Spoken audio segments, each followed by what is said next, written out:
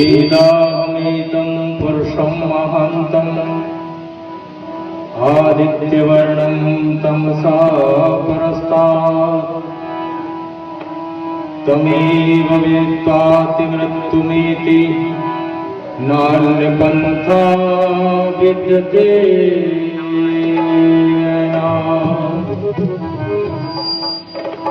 वर्षा होती है। आज दुनिया के लोग सब सुख शांति प्राप्त करना चाहते हैं, लेकिन शांति का और सुख का रास्ता क्या है, इसके लिए तो आपको विचार करना पड़ेगा। क्यों जी?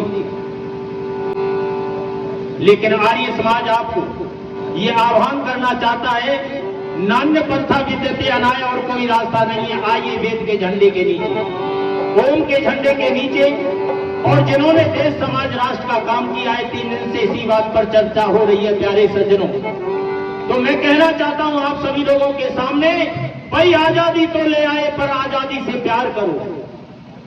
अरे आजादी तो ले आए पर आजादी से प्यार करो, और आजादी लाने वालों का तुम हृदय से सत्कार करो। भाई आजादी लाने वालों का तुम हृदय से सत्कार करो। जिन वीर शहीदों ने अपनी जान हथेली पर लेकर के चलते रहे, आगे बढ़ते रहे। संस्कृत का एक वाक्य है, सम्मानीय आचार्य जी, चरैवेति चरैवेति, चलते चलो, और जब चलेंगे तो मंजिल सामने मिलेगी। आपने देखा है, निठल्ले और आलसी प्रमादी को जीवन में कभी मंजिल प्राप्त नहीं होती। ये माता बहनें बैठी घर पर बैठ करके सुबह से शाम तक प्रार्थना करती रहे कि घर में सब्जी आ जाए, सब्जी आ जाए। बोलो आएगी? नहीं। क्या करना पड़ेगा? आपको बाजार जाना पड़ेगा, और बाजार से सब्जी खरीद करके आप घर में रख दिया, और फिर मेहनत नहीं की, चाकू नहीं उठाया, तो सब्जी बनने वाली। कर्मण्येवाधिकारस्ते मा फलेषु कदाचन। ऐ कर्मशील जीव, तू कर्म करते हुए जीने की इच्छा कर, क्योंकि दुनिया के अंदर निठल्ले और आलसी प्रमादी को जीवन के अंदर कभी मंजिल नहीं मिली है। इसलिए कहना चाहता हूं, कवि ने बड़े सुंदर शब्दों में लिखने का प्रयास किया। बंधुओं, स्वामी जी महाराज भी इस बात को बड़े सुंदर तरीके से कह रहे थे। ये पंडित राम प्रसाद बिस्मिल की जन्मभूमि ठाकुर रोशन सिंह जी, क्या कम बात है? आज के बड़े बड़े राजनेता तो इनका नाम लेना भी स्वीकार नहीं करते। नेता सुभाष चंद्र बोस ने आकर के एक शब्द बोला था, तुम मुझे खून दो, मैं तुम्हें आजादी दूंगा। और याद रखना प्यारे सज्जनों, भाई और बहनों, जो कहा वो करके दिखाया। अच्छा, दुनिया के अंदर कहने वाले की कीमत है या करने वाले की? बोलो, करने वाले की। लाल बहादुर शास्त्री ने भी एक नारा लगाया, जय जवान जय किसान। भारत की रक्षा के लिए जवान चाहिए, और जवान की रक्षा के लिए बोलो किसान चाहिए। किसान की बात को स्वामी दयानंद जी महाराज ने संतान प्रकाश में लिखा। ये विचारणीय बात है। प्यारे सज्जनों, ए ऋषि, तेरा दुनिया में आना भूल जाने के काबिल नहीं है, और क्यों ना संदेश तेरा सुनाए, क्या सुनाने के काबिल नहीं। इसलिए कहना चाहता हूं, क्या अरे सुनो सुनाए तुम्हें याद दिलाए, कैसी थी जवानों की जवानियां। सुनो सुनाए, सुनो सुनाए तुम्हें याद दिलाए, कैसी थी जवानों की जवानियां। हंसते हंसते वो चढ़ गए फांसी के तख्ते, हंसते हंसते वो चढ़ गए फांसी के तख्ते, करी गए हमारे निशानियां। सुनो सुनाए,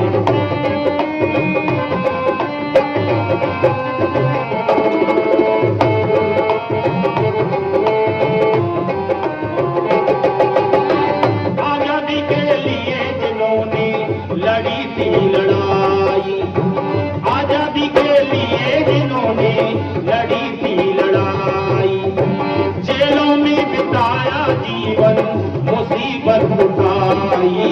बढ़ के रहे थे वो आगे बढ़ते रहे थे, बढ़ के रहे थे वो आगे बढ़ते रहे थे।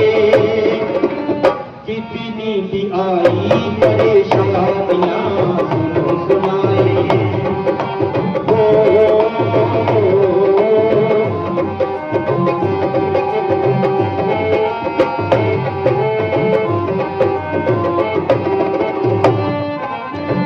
याद आ जाती जब चित्तौड़ की कहानी, याद आ जाती जब चित्तौड़ की कहानी, पढ़ते इतिहास आता आंखों में पानी, पढ़ते इतिहास आता आंखों में पानी, पर मन छोड़ा अपना वर्णन तोड़ा, पर मन छोड़ा अपना वर्णन तोड़ा, 14,000 जल गई रानियां सुनो सुनाए, तुम याद लाए कैसी थी जवानों की जवानियां, हंसते हंसते वो चढ़ गई फांसी के तख्ते, करी गए हमारे निशानियां सुनो सुनाए।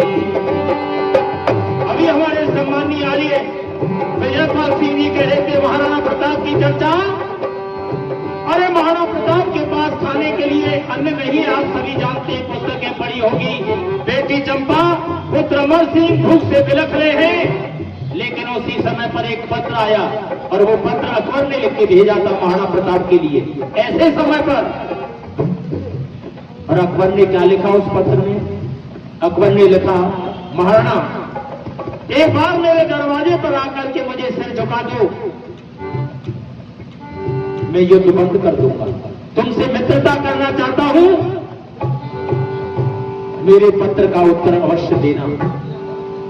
और अकबर ने जब ये पत्र लेकर के महाराणा के जो है पास पहुंचाया, महाराणा प्रताप ने उस पत्र को पढ़ करके देखा तो प्यारे सज्जनों, एक बार महाराणा प्रताप के अंदर ये थोड़ी सी बात आई कि मेरे बच्चे भूख से बिलख रहे हैं, क्या होना चाहिए ऐसी स्थिति में। लेकिन बेटी चंपा जो सामने खड़ी हुई थी, उस चंपा ने कहा, पिता आपके हाथ में ये जो पत्र है ये किसका पत्र है? महाराणा प्रताप बताना नहीं चाहते थे, कहा बेटी जाओ खेलो, तुम्हारे मतलब की बात नहीं। लेकिन चंपा बड़ी हठीली थी, कहने लगी पिताजी ये क्या बात रही? अरे ये आपके हाथ में जो पत्र है, ये पत्र किसने भेजा ये बताओ। तो महाराणा प्रताप कहने लगा, ये बेटी पत्र अकबर ने भेजा है। क्या लिखा है पिताजी इसमें? कि बेटी इस पत्र में लिखा है, महाराणा मेरे दरवाजे पर आकर के मुझे सलाम कर दो, सिर झुका दो, मैं युद्ध बंद कर दूंगा, मित्रता करना चाहता हूं। बेटी चंपा ने कहा कि पिताजी फिर आप क्या चाहते हैं ये तो बताओ। महाराणा प्रताप के मुख से एक ही शब्द निकला, बेटी ये तेरी हालत मुझसे देखी नहीं जाती, भैया जो है भूख से बिलख रहा है, मैं चाहता हूं सिर झुकाऊं। इतनी बात सुनते ही शेरनी की तरह झपट करके उस पत्र को फाड़ करके पैरों के नीचे को चल दिया और ये कहा, पिता मुझे ये नहीं पता था कि आप शेर होकर के सियार बन जाओगे। महाराणा प्रताप की इतनी बात सुनते ही आंखें खुल गई और उसी समय बेटी को गोद में लेकर के कहने लगे, बेटी तू मेरी बेटी नहीं मेरी गुरु है। क्यों? कि आज तूने मुझे गिरते से बचा लिया। क्यों? कि तेरा जो शब्द उसने मुझे ऐसा जादू कर दिया है। और प्यारे सज्जनों, महाराणा ने उसी समय कलम निकाल करके और अकबर के लिए जो पत्र लिखा है, गर्व से आपका सीना चौड़ा हो जाएगा। प्यारे बंधुओं, भाई और बहनों, क्या लिखा है महाराणा ने, जरा सुन लीजिए। अरे शेर भूखा हो मगर वो घास खा सकता नहीं। माइक जरा ठीक करिए भाई बहन। अरे शेर भूखा हो मगर वो घास खा सकता नहीं, शेर भूखा हो मगर घास खा सकता नहीं, शेर भूखा हो मगर वो घास खा सकता नहीं। और राणा अकबर को कभी भी सिर झुका सकता नहीं।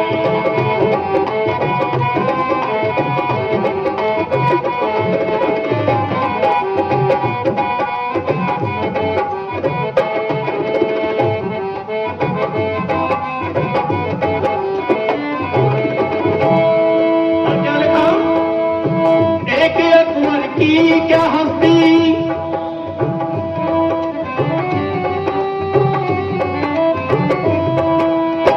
एक हस्ती सैकड़ों अकबर यहाँ,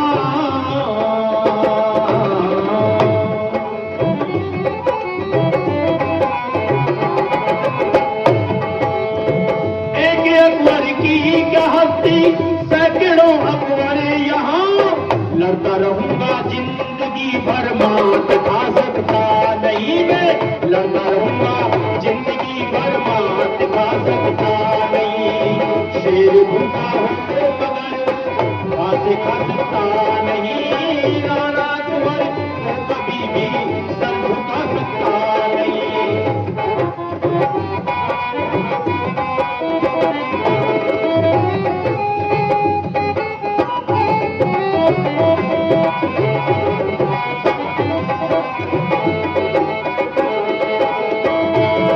जिस शान पर पुरखे मरे,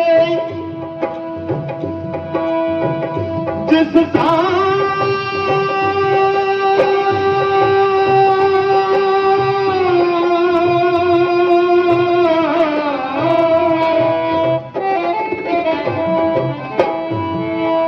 शान पर पुरखे मरे उस शान पर मैं भी मरूं,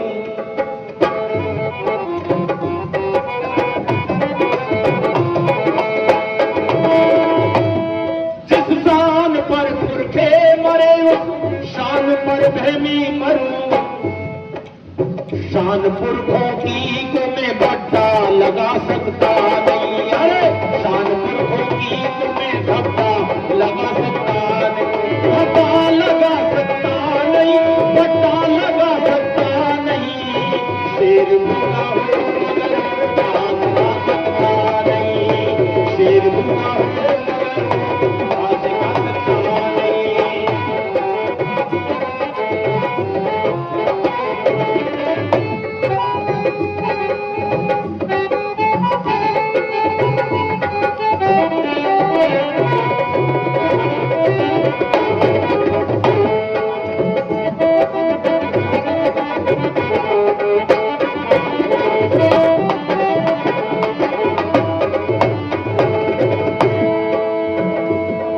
अरे पत्र का उत्तर दिया, प्यारे नौजवान साथियों, सज्जनों, बंधुओं, लिखो महाराज ने, अरे पत्र का उत्तर दिया और साफ लिख दिया था ये,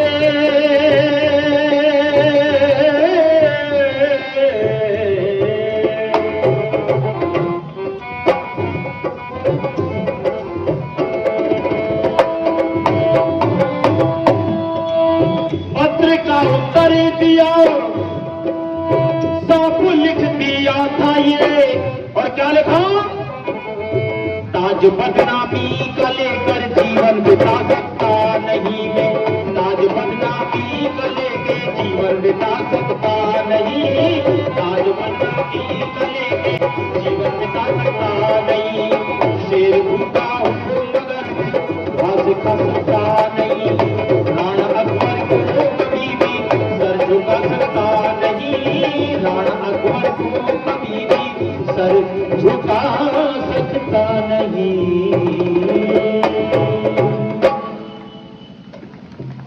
इसलिए लेखा वीर हो गया वसुंधरा, ये भूमि वीरों के लिए बनाई गई है, कायरों कमजोरों की पूजा इस देश ने न कभी की है न कभी कोई करेगा।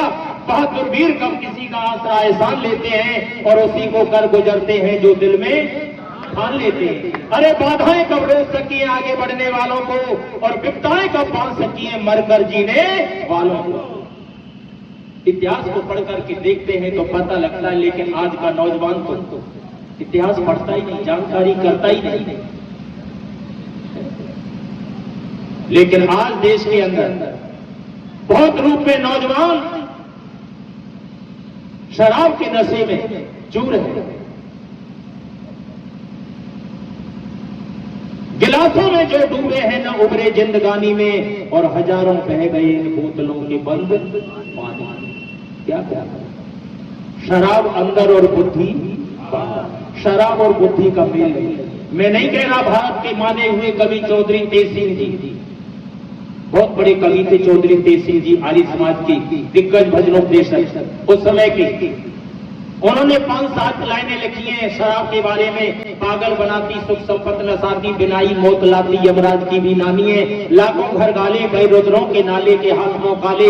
ऐसी कपड़ कहानी है, कीड़ों की सांस का सार, हारहीनता का नीचता की कीच, बदकारों की निशानी है। अरे लानत की मारी को न मुंह से लगाओ भाई, छोड़ दो शराबी ये शरारत का पानी है। अगर अपने जीवन और भविष्य को जल पवित्र बनाना चाहते हो तो नौजवान साथियों उस बुराई से बच जाओ। बुराइयों के खिलाफ केवल आर्य समाज प्रचार करता है। जितने कथावाचक हैं, एक बार आप कोई बोलेगा कि शराब के बारे में किसी कथावाचक ने एक बार भी कहा हो नौजवानों के लिए, या किसी कथाकार ने आज तक अपनी कथा के अंदर भारत माता की जय बुलवाई हो, या भगत सिंह, चंद्रशेखर, राम प्रसाद बिस्मिल की जय बुलवाई हो? बोलो, कोई बताए मुझे। जिस देश के अंदर वो कथा कर रहे हैं, क्या क्या कहें ऐसे लोगों के लिए? लेकिन ये आर्य समाज है। लेकिन आर्य समाज को लोग ऐसे देखते हैं जैसे भैंस ऊंट की तरफ देखती है। कमाल की बात है, डरते हैं लोग, ये आर्य है। आचार्य जी एक गांव में प्रोग्राम करने के लिए गया तो एक व्यक्ति तो मेरे से कहने लगा कि आप कौन है? मैंने कहा इतना लंबा चौड़ा आदमी दिखाई नहीं दे रहा तुझे? कि नहीं, मैं ये पूछ रहा हूं आप पीछे से कौन है? मैंने कहा पीछे तू देख ले, मैं कौन हूं? बड़े बड़े लोग प्रश्न करते हैं, पता नहीं उनके दिमाग में क्या है। मैंने कहा भाई आर्य समाज के प्रचारक हैं। तो छूटते ही उसने कहा कि आर्य समाजी तो नास्तिक होते, ये किसी को मानते नहीं। मैंने कहा तुमने कहीं पढ़ा है, लिखा है या कहीं किसी? अरे ऐसा लोग कहते हैं, उनके लोगों के पीछे क्यों पड़े हुए हो? पर क्या कहें, किससे कहें अपनी बात? अरे एक लड़का अपनी माता जी से कहता है, माता जी क्या करें, भगवान ने हमको 3 बनाए, एक आप है, मैं हूं और मेरी बहन है। लेकिन माँ जो है आशावादी विचारों की थी, लड़का निराशावादी था। माँ समझ गई कि बेटा कोई बात नहीं, तू बड़ा हो गया है, तेरा मैं विवाह कर दूंगी, बढ़िया दुल्हन पत्नी घर पर आ जाएगी। तो कितने हो जाएंगे? क्यों जी? जब 4 की बात आई तो लड़का निराशावादी था, कहने लगा माँ ठीक कह रही है, जब मेरी पत्नी घर पर आ जाएगी हम 4 हो जाएंगे। पर तेरे को पता नहीं है क्या कि ये मेरी बहन बड़ी हो रही है, जब मैं इसकी शादी कर दूंगा ये अपनी ससुराल चली जाएगी तो कितने रह जाएंगे? बोलो जी। फिर वही आ गया। माता कहने लगी कैसी बात करता है? अरे तेरी पत्नी घर पर आएगी, 1-2 साल के बाद में कोई लड़का लड़की कोई संतान पैदा हो जाएगी तो हम कितने हो जाएंगे? बोलो। 4 की बात आई तो लड़का सिर खुजला कर कहने लगा मैया एक बात बता, जब मेरे कोई संतान कोई लड़का लड़की होगी पत्नी पर, जब तक तू यहीं बैठी रहेगी तेरा ट्रांसफर हो जाएगा, हमें तो 3 के 3 ही रहना है। ऐसे लोगों ने देश का काम नहीं किया। अरे देश समाज राष्ट्र का काम तो उन वीरों ने किया है। इसलिए ज्यादा नहीं कहूंगा, मैं संकेत समझ गया आपका। केवल 2 लाइन कहना चाहता हूं और बहुत पुराने कवि की ये 2 लाइन आपके सामने कहता हूं। क्या? अतीत हिंद का अरे गुवारों से पूछो, अतीत हिंद का गुवारों से पूछो, ये क्या दबदबा था, ये सितारों से पूछो क्या दबदबा था, ये सितारों से पूछो अतीत हिंद का।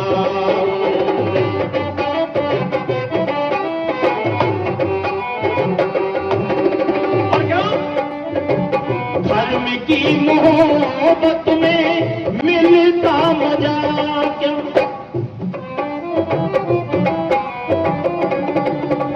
धर्म की मोहब्बत में मिलता मजा क्या, मिलता मजा क्या, ये सर हिंद की उन दीवारों से दीवारों से पूछो अतीत हिंद का, दीवारों से पूछो क्या दबदबा था, ये सितारों से पूछो।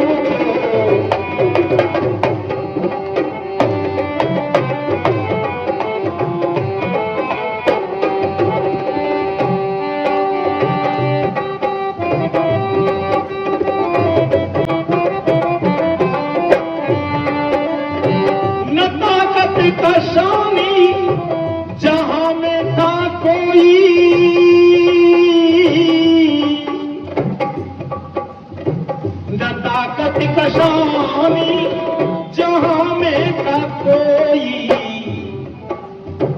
ये राणा शिवा की, ये राणा शिवा की कटारों से पूछो, राणा शिवा की कटारों से पूछो अति जिंदगानी।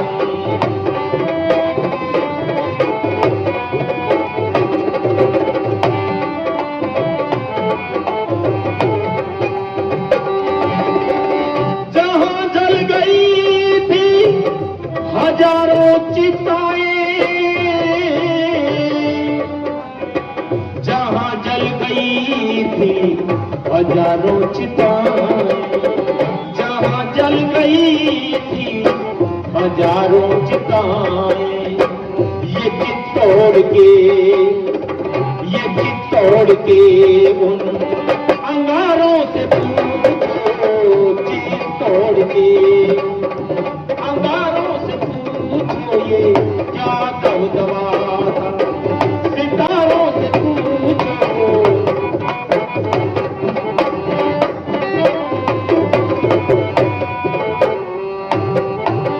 जब एक ऐसा देश था तो ये गुलामी क्यों आई? इस गीत के लेखक थे कवि इंद्र, इंद्र कवि, बहुत अच्छे भजनों दे सकते पुराने कवि थे कवि इंद्र जी। अंतिम में उन्होंने लिखा ये गुलामी फिर आई तो गुलामी किस लिए आई और कैसे आई? क्या लिखा कवि इंद्र जी ने? गिरावट की फिर इंद्र ये क्या वजह थी,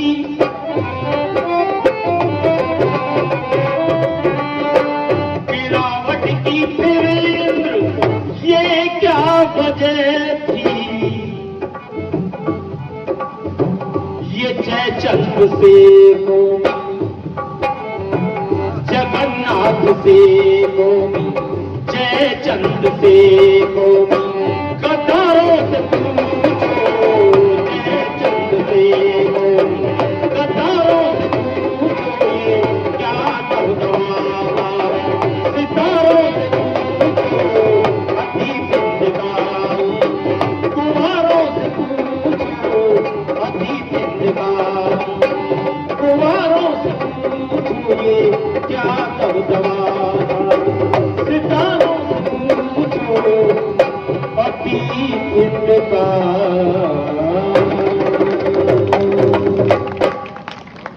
आप सभी का हृदय से स्वागत और धन्यवाद।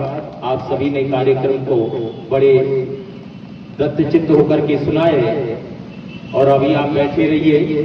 इन सारी बातों का निचोड़ अपने आचार्य जी दे देंगे। हम तो भजनों दे सके, भजन के माध्यम से आप सभी को सुनाते रहते हैं। आप सबका धन्यवाद है। आप सभी को नमस्ते प्रणाम करता हूं। आपने कार्यक्रम को सुनाए। बोलिए भारत माता की। धन्यवाद।